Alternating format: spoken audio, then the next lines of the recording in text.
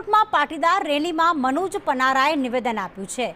પાટીદાર અગ્રણી મનોજ પનારાએ ચર્ચાસ્પદ નિવેદન આપ્યું।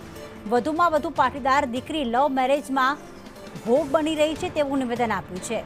પાટીદાર સમાજ ભોળો છે એટલે ટાર્ગેટ કરાય છે। પાટીદારોની રેલીનો મામલો જેમાં મનોજ પનારાએ જે પાટીદાર સમાજના અગ્રણી છે તેમણે એક ચર્ચાસ્પદ નિવેદન આપ્યું છે કે વધુમાં વધુ પાટીદાર દીકરીઓ જ લવ મેરેજનો ભોગ બની રહી છે। પાટીદાર સમાજ ભોળો છે એટલે તેમને ટાર્ગેટ કરવામાં આવે છે।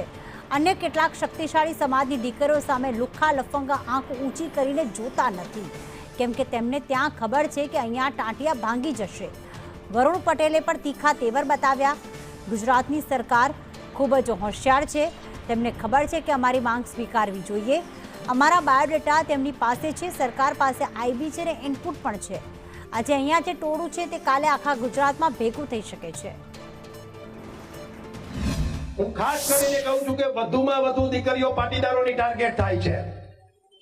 હું જે શક્તિશાળી જ્ઞાતિઓ છે એને આજે આભાર માનું છું, કારણ કે એક પણ લુખ્ખો લફંગો એમની દીકરી હમું નહીં જોઈ શકે। એને ખબર છે કે શું પરિણામ આવે।